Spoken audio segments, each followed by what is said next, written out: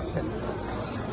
আমি একটু সংক্ষিপ্তে বলি, সেটা হলো যে এখানে যে জরুরি সেবা এবং নাগরিক দৈনন্দিন সেবার সাথে যারা যুক্ত রয়েছে তাদের সাথে আমি শুরু থেকেই কানেক্টেড ছিলাম এবং পুরো 21 দিনের যে ঈদের পূর্ববর্তী সময় কিন্তু আপনি দেখবেন কনজারভেন্সি ডিপার্টমেন্ট চালু ছিল, একটু কোনো সমস্যা হয় নাই। আমরা নিশ্চিত করেছি আমাদের এই আন্দোলনের কারণে যাতে আপনার বর্জ্য ব্যবস্থাপনাটা থমকে না যায়।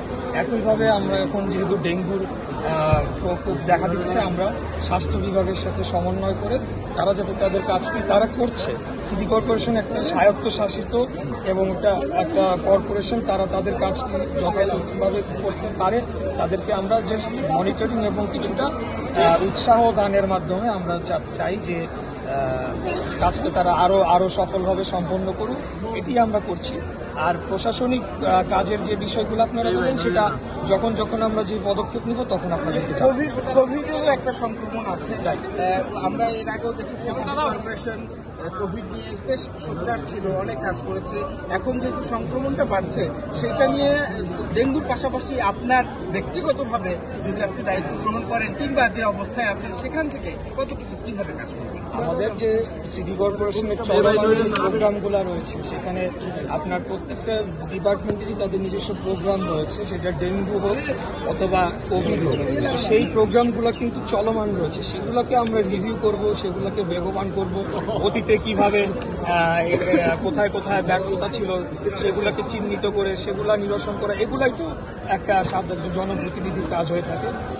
জনপ্রতিনিধি চেষ্টা করে যে যারা কাজ করছে তারা যাতে সঠিকভাবে সফলভাবে করতে পারে এবং যেখানে যেখানে ল্যাকিংস আছে, গ্যাপস আছে, সেখানে তাদেরকে সাপোর্ট দেয়। এই কাজটি আমরা শুরুতে করব, তারপরে যখন প্রয়োজন হবে যে ধরনের ব্যবস্থা নেওয়ার সেটা আমরা নেব। ফাইনালি একটা পলিটিক্যাল প্রশ্ন আপনার কাছে, সেটি হচ্ছে যে প্রধান উপদেষ্টার সঙ্গে রহমান সাহেবের বৈঠক হয়েছে এবং সেখানে একটা নেগোসিয়েশন হওয়ার চান্স আছে। নির্বাচন নিয়েও একটা মধ্যস্থতা বা সময়টাকে আরও এগিয়ে নিয়ে আসার একটা সম্ভাবনা আছে। সেক্ষেত্রে আপনার এই আন্দোলনটা শেষ পর্যন্ত আপনি মেয়র পদে শপথ নেবার যে আন্দোলন আপনি করছেন সেটা চালিয়ে যাবেন? অবশ্যই, আজকে সেজন্যই তো আমরা এসে ঘোষণা দিলাম যে বিরতিহীনভাবে আমাদের এই কর্মসূচি চলমান থাকবে। সেখানে যেটা হয়েছে সেই বিষয়ে আমাদের দলীয় বক্তব্য রয়েছে, সেটা দলীয় সিনিয়র নেতৃবৃন্দরা বলতে পারবেন যে কি আলাপ আলোচনা হয়েছে। আমাকে বলা হয়েছে যে নাগরিকদের যে যৌক্তিক দাবি, যৌক্তিক আন্দোলন এবং এখানে যে সর্বোচ্চ আদালতের কর্তৃক যে নিষ্পত্তি করে যে আমাকে মেয়র ঘোষণা করে যে গ্যাজেট প্রকাশ করা হয়েছে, সেটার বাস্তবায়নে নাগরিকদের যে চলমান আন্দোলন সেটাকে পার্টিসিপেট করার জন্য এবং সেটাকে বেগবান করার জন্য এবং সেটা দ্রুততম সময় যাতে একটা যৌক্তিক সমাধান হয়। আজকে আপনার আমার মূল বক্তব্যেও আপনি হয়তো বা খেয়াল করে থাকবেন, আমি অনেকটা অনুনয় বিনয় করেছি সরকারের কাছে যে আপনারা এটা শেষ করেন, কারণ তারা যদি মনে করে যে এটা আমরা দেখি না কি হয়, বন্ধ হয়ে যাবে, আসলে সেই পর্যায়ে বহু আগে অতিক্রম করে গিয়েছে। আমরা রাজনীতি করি, আমাদের এখানে একটা রাজনৈতিক স্টেটমেন্টেরও বিষয় রয়েছে, অতএব এখান থেকে পেছনে যাওয়ার কোনো সুদ কিভাবে যাবে না, এখানে আইনি জটিলতায় তারা পড়বে।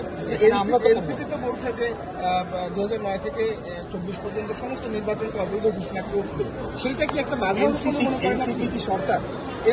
এনসিপি ঘোষণা করলে কি সেটা অবৈধ হয়ে যাবে? আরেকটা আপনাকে কোশ্চেন করি, অবৈধ ঘোষণা যে হবে বা অবৈধ হবে সেটা তো আমার এই রায়ের মাধ্যমে আপনি এখন বলতে পারছেন যে ওই নির্বাচনটা অবৈধ ছিল। আপনি তো মুখে মুখে এখনো তো ওই আগের সমস্ত নির্বাচন বহাল রয়েছে, সমস্ত কিছু তারা মেয়রদের অপসারণ করেছে, নির্বাচন কিন্তু বাতিল করতে পারে নাই।